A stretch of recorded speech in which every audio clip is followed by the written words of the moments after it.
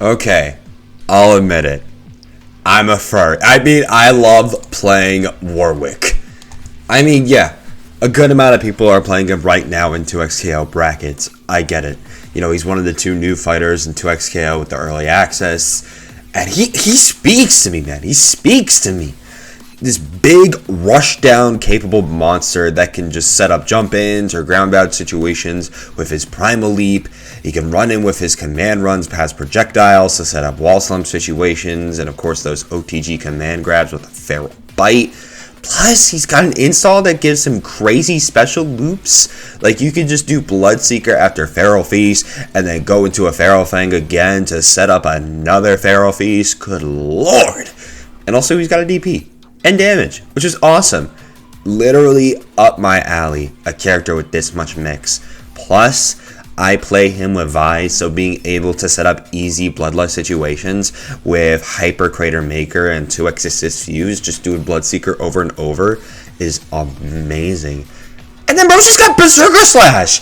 He's got Berserker Slash! You already know I'm all about that! That's the thing though, and that's the thing I want to highlight today.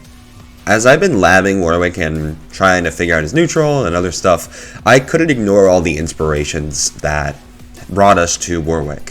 From the Berserker Slash and the Berserker Barrage X of Wolverine, or all the mobility options that harken back to Black Panther, and even with Sabrewulf when it comes to his command run. Seeing a lot of these comparisons made me think about the potentiality of a wolf archetype, just because I've always noticed that, both in these games and in others like MBC, Darkstalker, stuff like that, there's always a scrappy, rush-down wolf just rushing to slash in on their opponents. It came to a T when I was thinking about an idea for this video and about Warwick inspirations, and I saw in the North Carolina FGC Discord, shout out to the locals, that Kuro Raiden actually dropped this. What you're looking at here is a chart showing off all the different wolf characters scattered across the FGC, but more importantly, how they differentiate from each other. Some can just run around the screen as they please, but others, like Warwick, have to rely on runs or stances and are more so focused on getting right in front of your face instead of just using their mobility to control everything. In fact, it seems like there's two characters here that are radical examples of these ideologies, and they have also been the blueprints for the many wolves to come after. So, honestly, without further ado, sit back, maybe grab a big prime rib to satiate your bloodlust, and let's dissect the wolf chart. So who are these two wolves that lead off the examples? Well, it should be obvious when I showed the chart, but let's start off with the one most comparable to Warwick, especially for the command run, that being Sabrewulf from Killer Instinct. A man who made the mistake of getting himself cut on a werewolf's paw now carries on the curse of the werewolves. He doesn't even see it as a curse because he doesn't keep it under control and doesn't care about it. He's rushing you down solely for blood, and he's doing that primarily with his command run. Sabrewulf has access to run by inputting 4-6K, and from there he has access to free follow-ups. Hamstring for a sliding low on the light, leaping slash for an overhead lunge on the medium, and an uppercut for a DP from the heavy. These are also his main ways of rushing you down and moving across the stage, which only means one thing. Yeah, you're the target. You're the mobility doesn't care about anything else, going for mix-ups, going after crazy tricks, full screen craziness, just trying to dash around and wait for the right moment to pounce on you. No, Grug want to hit rock. You rock. Nothing else matters. Grug must hit rock. Honestly, couple that with his relentless pressure strings, and he's got some frame traps in there, and you've got the perfect blueprint for the run stance archetype. And honestly, before we go into the other wolf, let's shed some light on what run stance axis actually means, as it is a separate factor from Sabrewulf here. The archetype itself mainly highlights how some of these wolves use stuff like command runs, stances, installs to rush down the opponent, and solely the opponent. Take our boy Warwick here, the inspiration for all of this. He has both the Claws and Rage of the Beast, which are command runs he can use to rush down and go through projectiles, and of course set up those Feral Bite and Feral Feast situations. He also has access to Primal Leap, being an Akuma Demon Flip that he can pick 3 options after, similar to Sabrewulf's run. Pursuit with the light being a diagonal air dive. You got Tear, which is an overhead kick that crosses up for a ground bounce in medium, and it's also a really good combo starter mix-up option. This is going to be like one of your main options coming out of Primal Leap. But then you also have Snare for a command grab on the heavy. He also fits this mold more when you get into the Bloodlust install. Now having access to the neutral skip Berserker Slash, being able to Primal Leap for a second jump even after using moves like his DP, and you can honestly loop DP after using the Primal Leap into Tear. And again, Pharaoh Feast, you can OTG and then being able to DP and do other specials after that. It is a lot, I know, but it hammers home that on paper, his mobility doesn't get wicked crazy, especially full screen, unless we have our runs and our stances, which is what that axis looks for. But, yeah, what if we say to that? What does it know? What if we don't want to just solely harken on the opponent? What if we want crazy, refined movement that can span wherever we want, not just lock in on our target? What if we wanted true tranquility, control, and freedom? Well, for that, we're going to have to look at the other side of the chart and look at Talbain from the Darkstalker series. A man who was born between a human mother and a werewolf father, he is cursed to transform under the full moon. He didn't let the wolf instincts consume him, learning martial arts to channel his instincts and gain control over his transformation. And that control he has over himself bleeds into his gameplay. The main way he can get around is his Beast Cannon, a Spirit Rush-like move that allows him to move in and out of the air or just rush in on the ground. The air-to-ground version is especially good considering it's neutral on block and he can start a pressure from there in Vampire Savior. He's also got a lot of good pokes like his crouching mediums, he can use a poke, a dash to also create a lot of good overhead situations, and that can be cancelled into those good neutral pokes. Couple that with the ES Beast Cannon, which he can juggle with, and you've got a character that can wait to get in by poking, and then move up and down the screen as he pleases to get the positioning or pressure he needs. It's exactly how these Omnidash Wolves like to play. Sure, they could just run it down hard like the Run Stance Wolves on you. Because they have options for more fluid mobility like with Beast Cannon, it's more advantageous to just create control over being able to threaten these options off of any poke like with Beast Cannon Juggle, or force situations where they can come out on top like with Air Beast Cannon for a neutral skip. They make neutral look like unpredictable chaos rather than looking to dive in on frame 1, because you don't know when they're going to go in on the attack on you, or if they're just going to try to bait you out by going back up into the air or going back over into a full screen situation because they can. But, okay, we've covered all the axes. We covered all the different qualifications and different ways that these wolves are going to be studied on the chart. So, after that has been done, let's actually sit down and look at the chart. So, let's look at the chart. Here you can see that horizontal axis again of Talbain and Sabrewulf, and then the vertical axis for Omnidash and Run/Stance. You can also see how different characters are and how much they fit either the character or the archetype respectively. Now, let's start off simple with the top right, being the characters that encompass how Sabrewulf likes to play with their own runs and stances. We've already talked about Warwick plenty, but there's also Daishi from Power Rangers and Rera from Samurai Showdown. Why Terry Bogard is here, I honestly could not tell you, so I'm going to ignore that. I don't want to get blasted in the comments for that. I don't want to get blasted on twitter.com for that. Twitter / at Nidstar123, by the way, just saying. But, yeah, let's just move on and talk about Daishi from Power Rangers Battle for the Grid. Now, Daishi also has a command run like Sabrewulf, which he can follow up with Berserker Slash for a light, an anti-air juggle for medium, and a stationary fireball for a heavy, which you can use to break check anyone rushing in on your run. That's not the only Rekka setup he has though, as he's also got a wall cling that's kind of similar to the Primal Climb from Warwick that he can cancel into a stationary swipe, a dive kick, and a neutral reset. He also has Akuma's Demon Flip, like Warwick, because why not? We need more Rekka! And he can also cancel those into OTG situations, cross-ups, or dives respectively. But remember, we also have Rara. You know, we had a lot of those situations from Daishi, definitely fitting the Sabrewulf archetype. Well, what about Rara? Now, Rara draws a more fine line between playing like Sabrewulf and Talbain, especially with the amount of neutral skip specials they have. They still fall more into this quadrant though because of their wolf stance. Rara can input 214C to ride the wolf they're just hanging out with. And here they have access to a forward rush and upward rush like Beast Cannon, alongside options to dash through opponents and instant block from a forward dash. Couple that with normal cancels into dashes, and when escaping the wolf, he can use that as a double jump, and you can get another character who can use their stance to create some more insane pressure.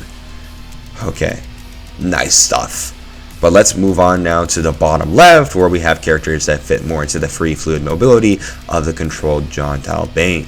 Here we got a few more bits of characters like Valkenhayn from Blaze Blue and Amaterasu and Sabrewulf from Marvel vs. Capcom. Now Valkenhayn has both a human and werewolf form that he can go in and out of on drive moves, and that also has a meter for his wolf form. This does kinda lean more towards Sabrewulf, but the mobility options just scream the Omni Dash potential of Talbain, so it's all good. So if you move backwards or use any unique moves in this stance too, in this install, that's less wolf time, kind of like Bloodlust, so gotta be careful on that. I can go in on the millions of drive and special moves that he has access to, but honestly they all boil down to Beast Cannon and neutral skips and the Spirit Rush like move.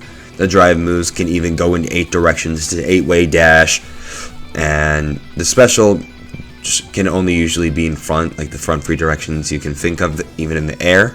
But still, you can just link a bunch of these together to get some truly insane mobility, even more than stuff we see from Talbain. Then there's Amaterasu, who leans more into Sabrewulf again, because they have 3 different weapons that they can be stance between. But if you stick on the Thunder Edge stance, then you got that Omni Dash potential, as Thunder Edge allows you to rush forward like with Valkenhayn's Koenig Wolf. And then having access to head charge for in-air lunges only makes her worse at traveling around the screen. And then you got Sabrewulf, character that is still in this quadrant, but is so close to being more run stance or Sabrewulf coded. He's got a Berserker Claw and a hopping command grab, and with a good dash and wall jump, he barely qualifies for the 6. He's fine here. Hey, future NM here, just gonna insert myself real quick. I called Wolverine and Sabretooth brothers when in fact that is not the reality of the comic continuity. That is mainly in the old X-Men films from 20th Century Fox, where that whole stigmatism is created. And because that is one of the most popular portrayals of these characters and one of the more accessible ones, it's very easy for people to get confused, including myself. I messed up on that, I'll admit it, but let's get back to, 2 weeks ago me, as I finish this off. But I hear you asking, I probably hear you wondering in your head, I can read your mind. What about his brother? Where's the one who inspired this whole video for my Warwick video? The second I saw that Berserker Slash on the Bloodlust install from Warwick, I knew I had to talk about him. Well, Wolverine is the only outlier from these 2 quadrants, being in the bottom right quadrant. Yeah, he's an Omnidash character that plays more like Sabrewulf. Unlike a lot of the Sabrewulf characters that use runs and stances to lock in solely on the enemy, Wolverine's just out for blood. You got Berserker Slash, you got Berserker Barrage. Hell, we can still use an install with Berserker Charge to run even crazier across the screen. We got Drill Claw to run in on you and then set up with J28 to make him even more of a nightmare on a ground-bound situation, bring you back up into the skies. This man can truly run around like crazy, especially with the cross-ups and side switches that Berserker Slash has access to. That means no matter where you go, Wolverine is going to be focused on being right behind you, ready to absolutely slice and dice you. I don't even need to go anywhere else in there. I mean, Wolverine is so iconic that, I mean, we already know. We already know. But you can honestly see how they've been able to inspire more Sabrewulf coded characters like Warwick, like Daishi, adapting them for themselves and some of those moves in there to at least get a little more omnidash in those characters. So, you know, Wolverine had that inspiration there. Now, even with the many differences found between these wolves, they all still wash it down with whatever mobility tools that they have to lock you in. May that be a bunch of air dash options or running stances or even a bloodlust install, they're still going to run it down. Honestly, Warwick has been a lot of fun for me to play so far, especially as 2XKO has been the first fighting game I've really been taking serious with tournaments and commentary, and I've been having a lot of fun with it. And playing Warwick has really reminded me of how much I love this niche archetype of the werewolf. I remember first getting into Marvel vs. Capcom, especially MVC 2, and I would just run it with Joe Zaza's old team of both Wolverines and Gambit, just spamming Berserker Slash or going for grabs, and it was honestly just fun, especially being able to use the card assist to enable both of the Wolverines. And even now in 2XKO, I'm able to channel that old Wolverine energy I used to have, and it pays off, especially as Vi is able to enable him so much, able to get Bloodlust install so easily, use the Vault Breaker assist in order to get him in, or being an easy tag when Warwick already has pressure. I'm so happy we finally have a tag game in the mainstream now, and I'm so happy that I can play a wolf and go lust for the blood for victory with him and with Vi. It's been amazing.